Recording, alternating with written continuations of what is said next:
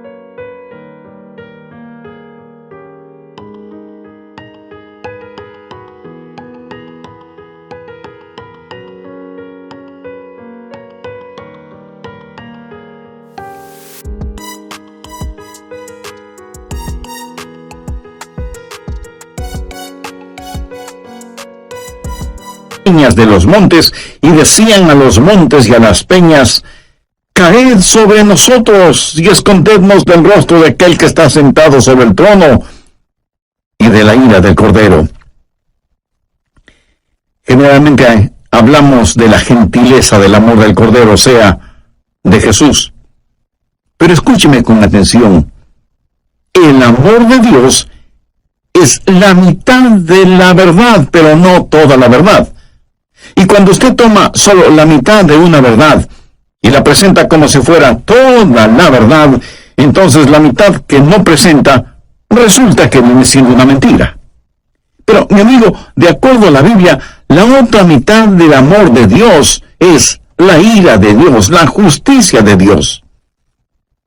El gran día de la ira de Dios se acerca. ¿Y quién será capaz de enfrentarlo? Daniel, Jesús, Pablo y Juan hablan sobre ese evento. Ese día sin paralelo ni precedente en la historia humana va a llegar, y Pablo lo identifica como la ira que vendrá. Con todo lo que sucede a nuestro alrededor en nuestros días, bien se podría decir que las llamas del juicio de Dios están ya apareciendo en el horizonte. Apocalipsis 6, desde el verso 1. Vi cuando el Cordero abrió uno de los sellos, y oí a uno de los 4 seres vivientes decir, como con voz de trueno, ven y mira. Cuando usted escucha truenos, ¿qué es lo que espera? Pues una tempestad, ¿verdad? A Juan se le dijo que mirara. ¿Y qué es lo que él vio? Veamos en el verso 2. Y miré, y he aquí un caballo blanco. Vamos a ver 4 jinetes en sus caballos, cabalgando durante la gran tribulación. Algunos llaman a estos los 4 jinetes del Apocalipsis. Y todo esto no es más que una descripción de la frase que Pablo usó cuando dijo, la ira venidera.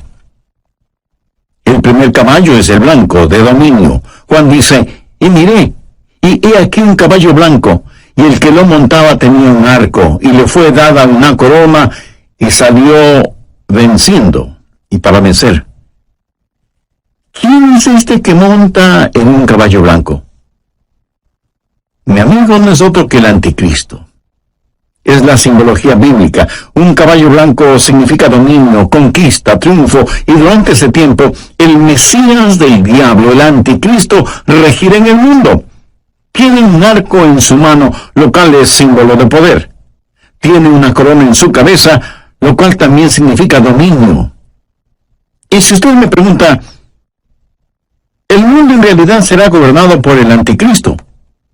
Absolutamente cierto. Jesucristo fue muy claro al respecto. Busque Juan 5:43. Yo he venido en nombre de mi Padre, y no me recibís. Si otro viniere en su propio nombre, a ese recibiréis.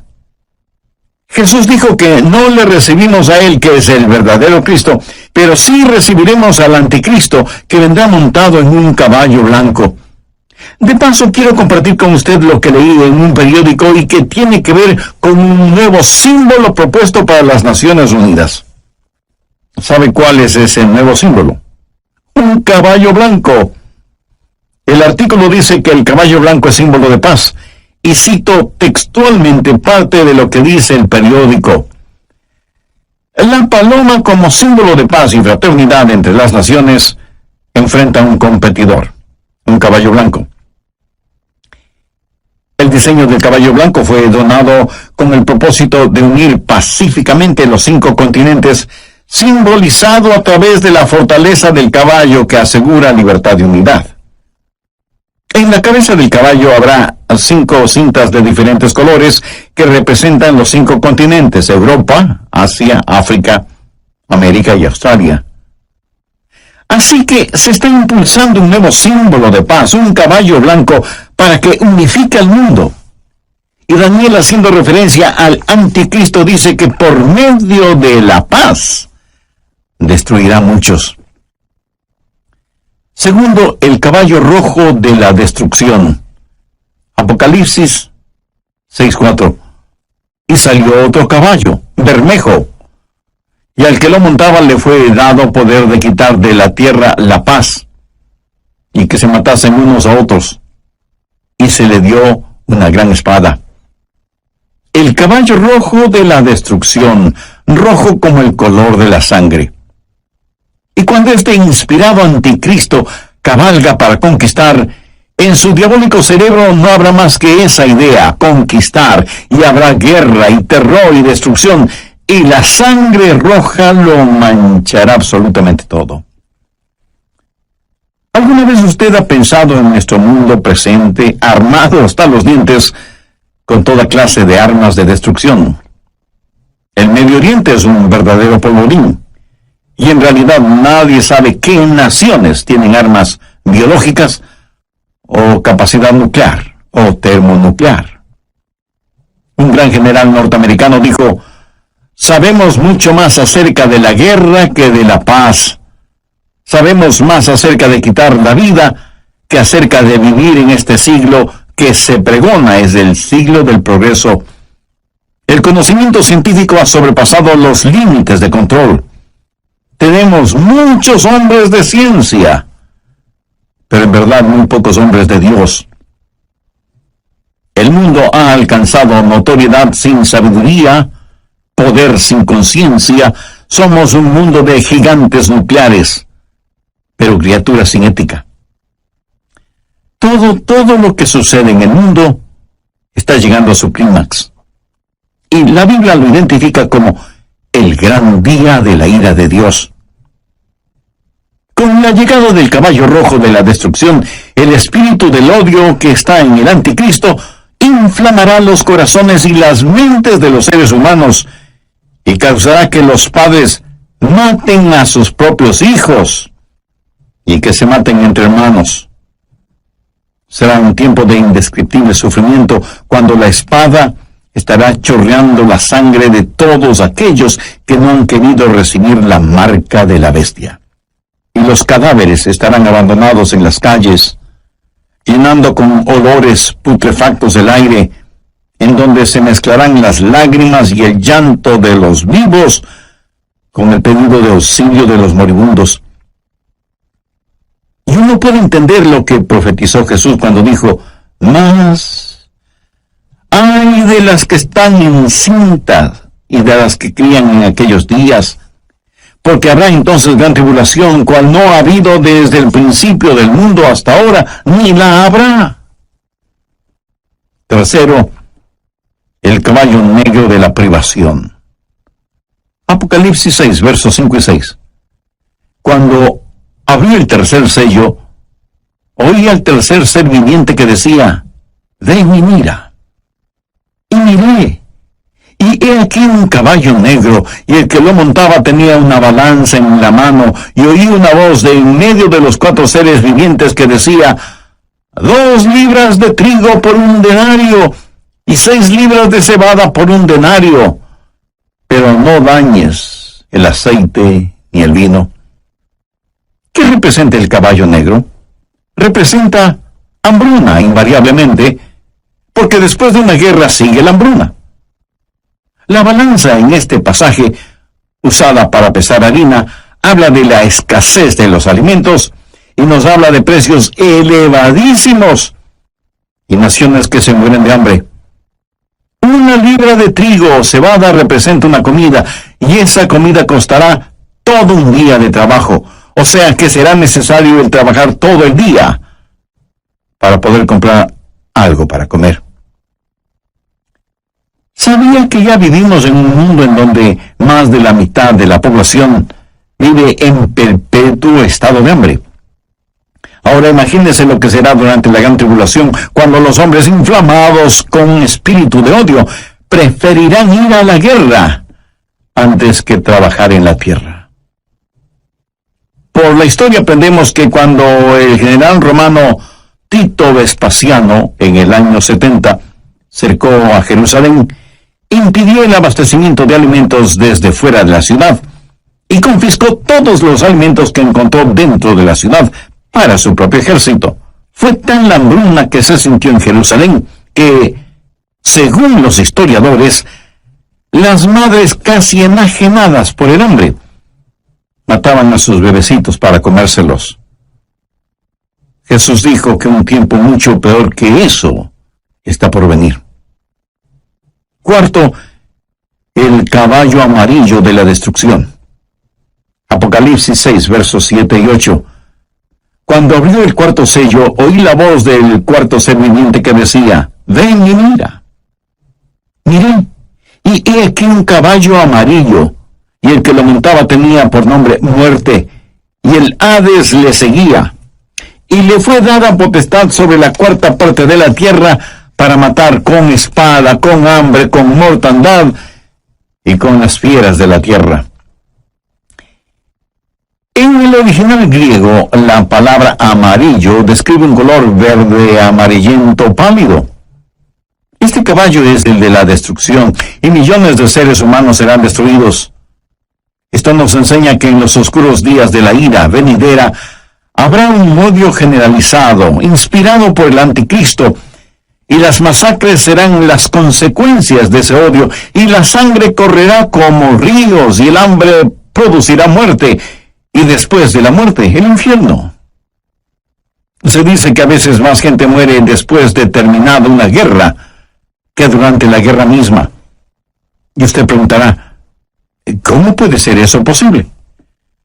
Amigo, después de la guerra hay una explosión de pandemias, infecciones, plagas. Pero en este pasaje, note que después de la muerte viene el Hades. ¿Qué significa eso? La muerte reclama el cuerpo, pero el Hades reclama el alma. Esos van a ser días terribles cuando ni siquiera en el sepulcro usted podrá esconderse de Dios. Y yo creo que los 4 jinetes del Apocalipsis están listos para comenzar su recorrido. Si nuestros oídos son sensibles, escucharemos el estruendo de sus cascos aproximándose aceleradamente. El gran día de la ira de Dios vendrá, ¿y quién será capaz de enfrentarlo?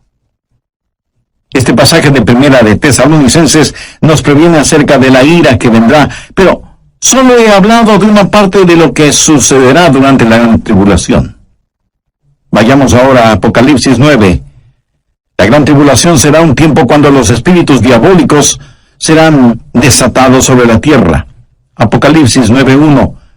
Y el quinto ángel tocó la trompeta y vio una estrella que cayó del cielo a la tierra. ¿Qué representa esa estrella caída? Es el mismísimo Lucifer. Y se le dio la llave del pozo del abismo, o sea, la llave es entregada a este supercriminal para que abra la cárcel que está en el abismo y deje en libertad a los malévolos espíritus encerrados allí. Y cuando eso pase, cosas increíblemente horrorosas van a suceder. Veamos el verso 2. Y abrió el pozo del abismo, y subió humo del pozo como humo de un gran horno, y se oscureció el sol y el aire por el humo del pozo, y del humo salieron langostas sobre la tierra, y se les dio poder, como tienen poder los escorpiones de la tierra. Un notable comentarista bíblico, refiriéndose a esto, dice, las langostas son infernales, por eso vienen desde el fondo del abismo. Bueno, aquí no está hablando de langostas comunes. Estas son un emblema, un simbolismo de espíritus diabólicos. Son espíritus infernales e insaciables. Este no es un panorama muy halagador que digamos, ¿no le parece? Y menos para quienes no son salvos todavía. ¿Es usted ya salvo o salva? ¿Hay en su corazón el anhelo de que Jesús regrese? ¿Tiene la absoluta certeza de que al morir se irá al cielo? Si no es así, usted necesita hacer una decisión espiritual ahora mismo. Le invito a decir la siguiente oración. Dígala con sus propias palabras. Las mías son solo una guía. Querido Dios, perdóname porque aún siendo religioso, he estado tan pendiente de las cosas materiales que no he puesto ninguna atención a las cosas espirituales. Soy pecador y necesito tu perdón.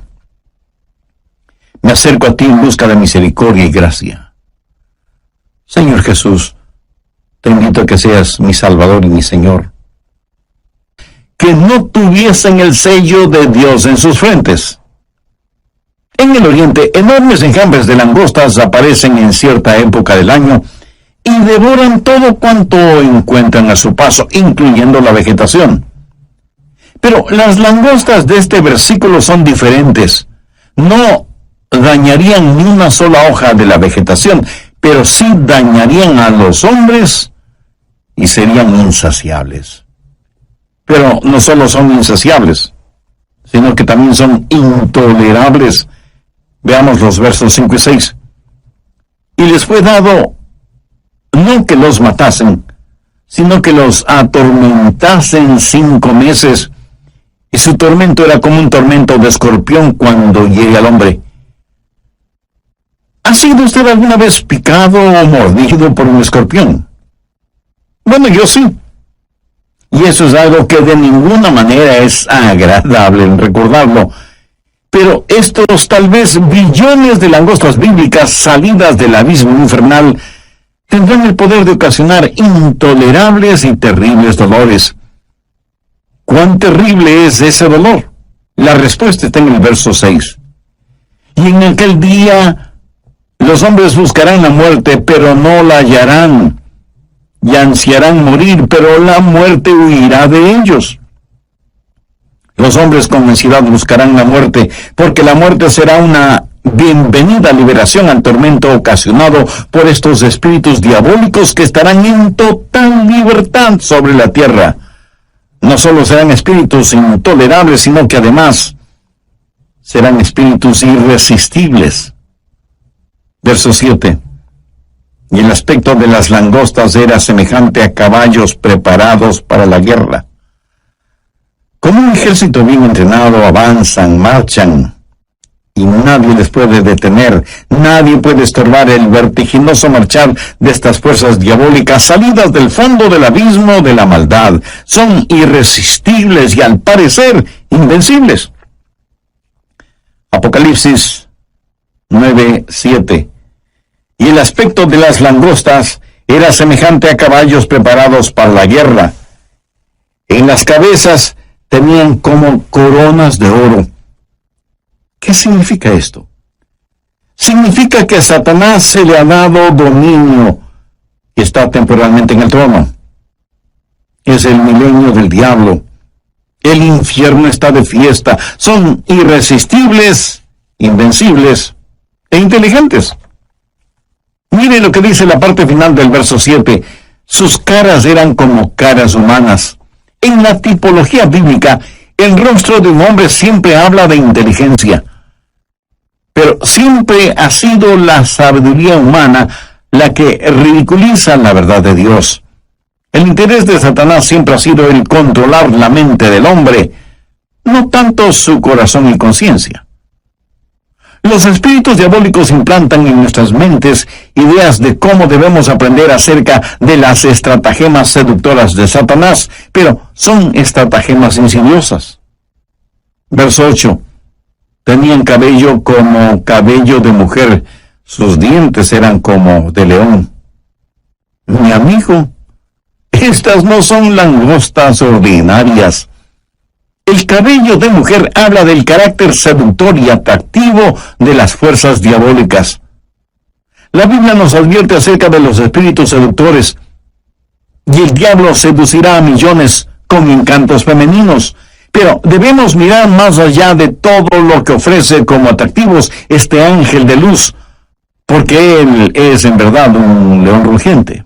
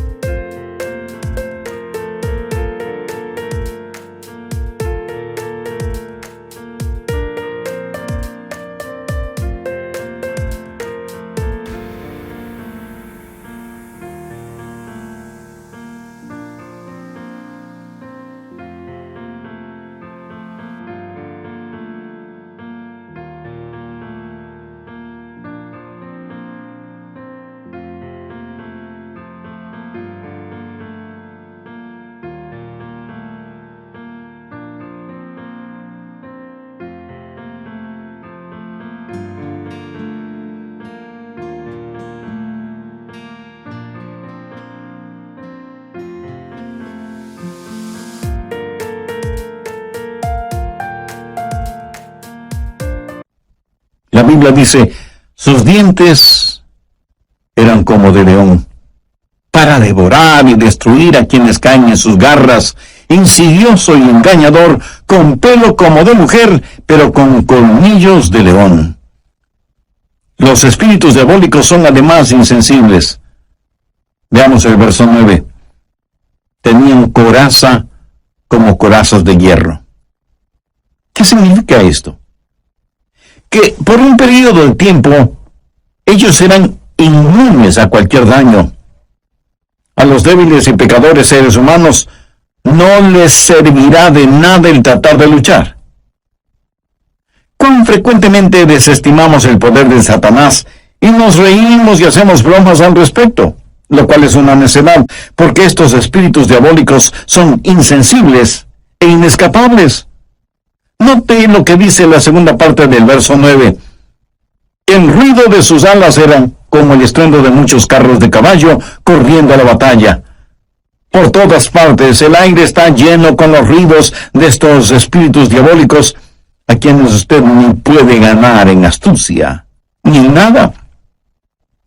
Veamos ahora el verso 10.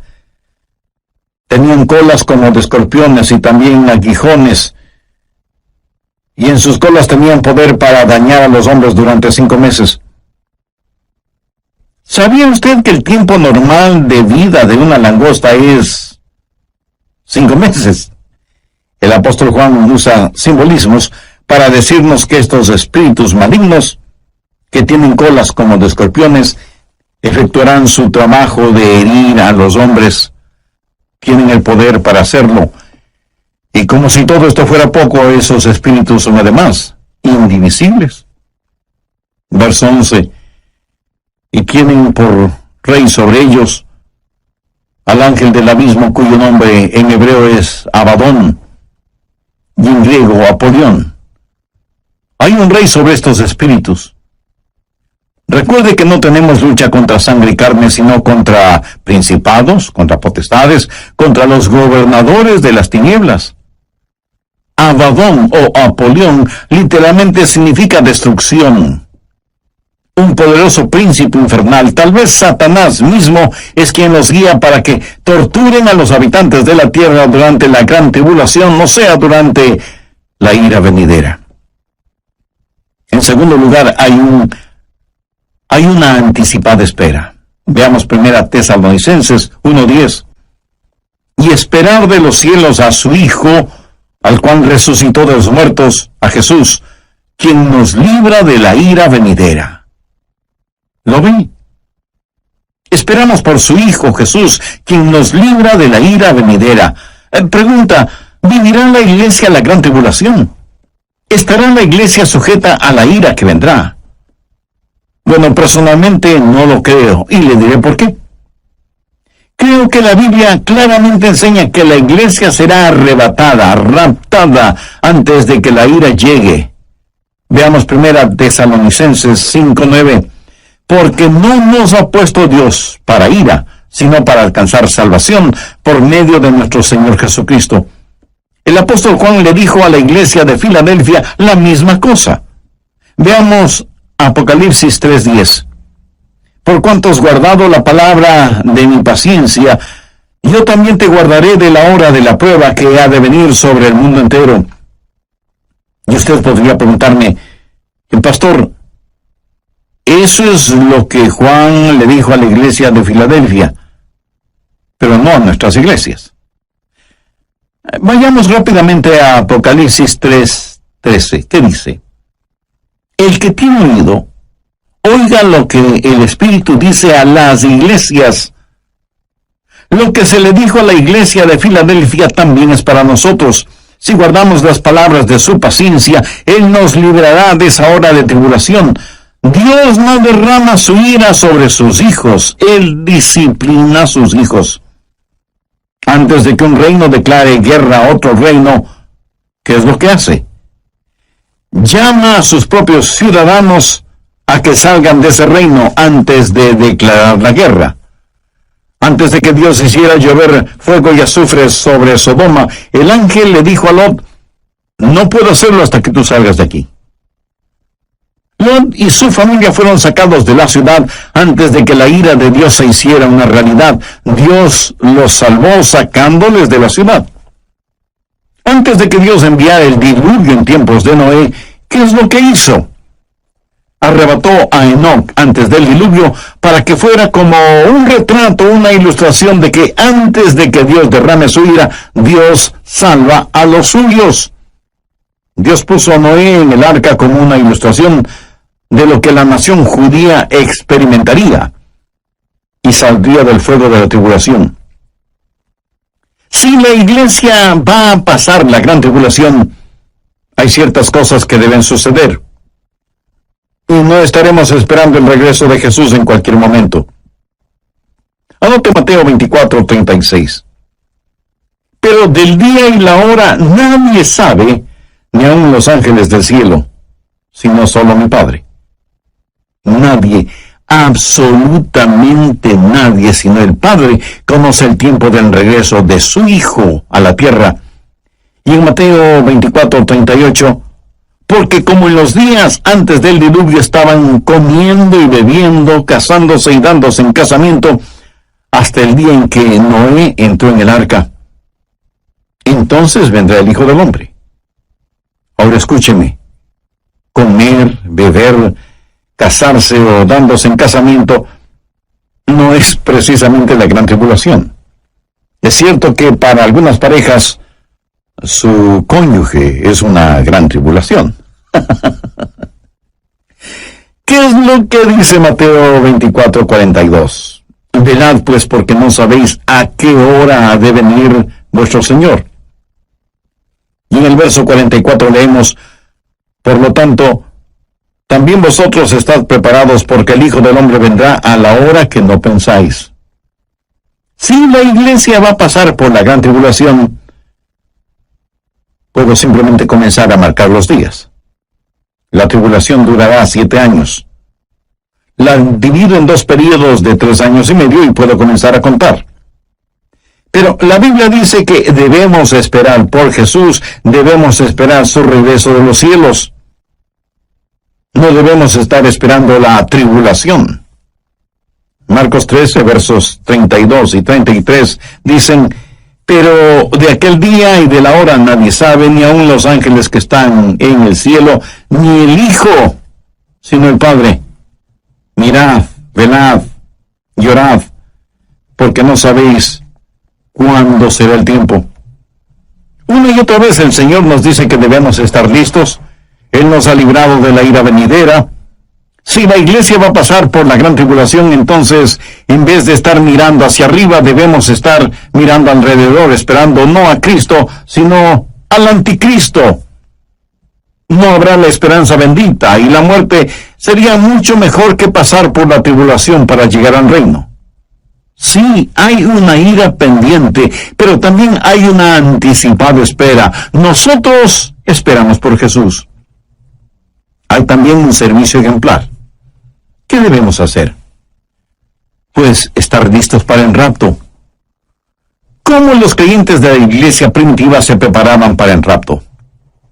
Veamos 1 Tesalonicenses 1:9. Porque ellos mismos cuentan de nosotros la manera en que nos recibisteis y cómo os convertisteis de los ídolos a Dios para servir al Dios vivo y verdadero y esperar de los cielos a su Hijo, al cual resucitó de los muertos, a Jesús, quien nos libra de la ira venidera. En primer lugar, si usted quiere estar listo para el rapto, necesita convertirse de sus ídolos a Dios. Y alguien dirá, nosotros no tenemos ídolos. Oh, sí que los tenemos. Ídolos viejos con nombres nuevos. En vez del dios Mamón, que representa avaricia, ahora es el dios ambición. En vez del dios Baco, que era el dios del desenfreno y la borrachera, ahora le llaman el dios de la hora feliz. En vez de la diosa Afrodita, que era la diosa de la lujuria sexual, ahora la llaman la revolución sexual. Son los mismos dioses y diosas, ídolos de antaño, con atractivos y políticamente correctos nombres. Hoy en día, En vez de Marte, que era el dios de la guerra, ahora se lo identifica como indignación justa. Y sin embargo tenemos en nuestras modernas ciudades más problemas, crímenes y odios como nunca antes. Viejos ídolos con nuevos nombres. ¿Y qué es un ídolo? Un ídolo es cualquier persona o cosa que usted ame más que a Dios. Es cualquier cosa en la cual usted confía más que en Dios. Es cualquier cosa a la que sirve más que a Dios. O cualquier cosa a la que usted tema más que a Dios. Cualquier persona o cosa que le desvíe de Dios es un ídolo.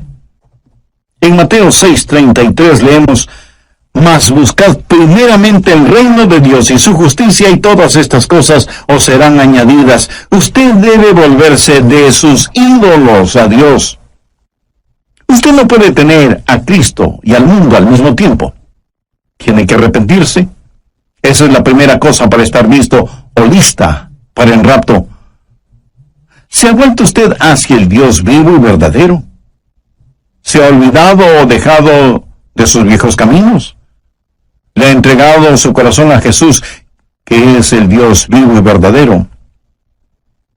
En segundo lugar, hay que servir al Dios vivo y verdadero. Algunos de ustedes me dirán: Pastor Adrián, yo creo las cosas que usted predica sobre profecía. Bueno, muchas gracias.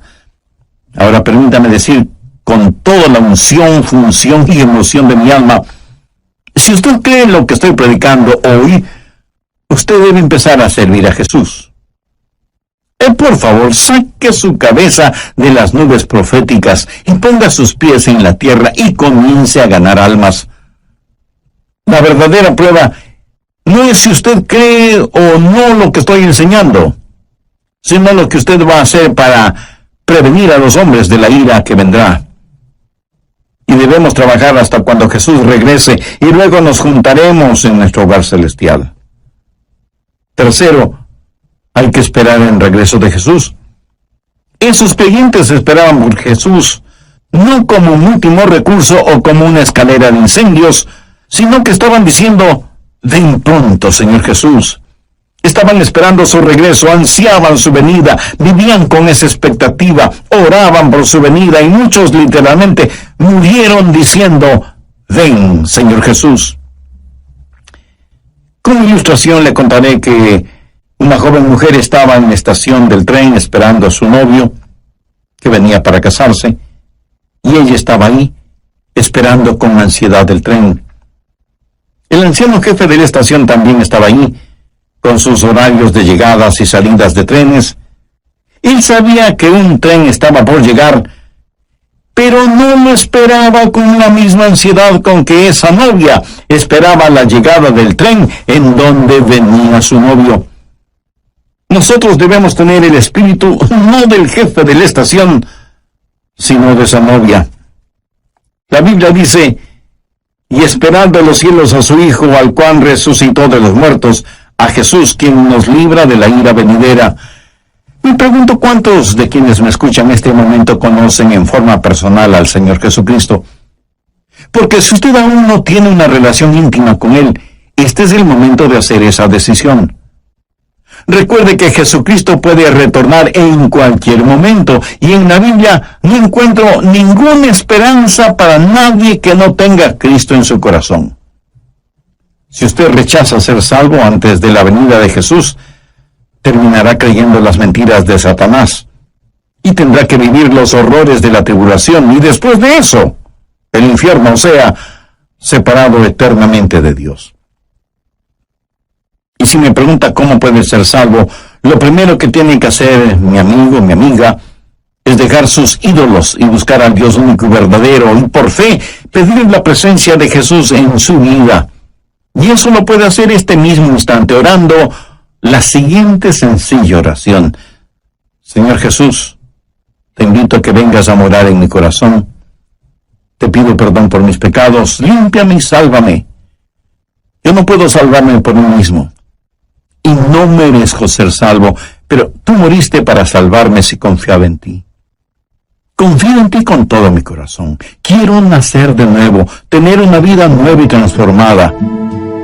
haz de mí la persona que tú quieres que sea. Lo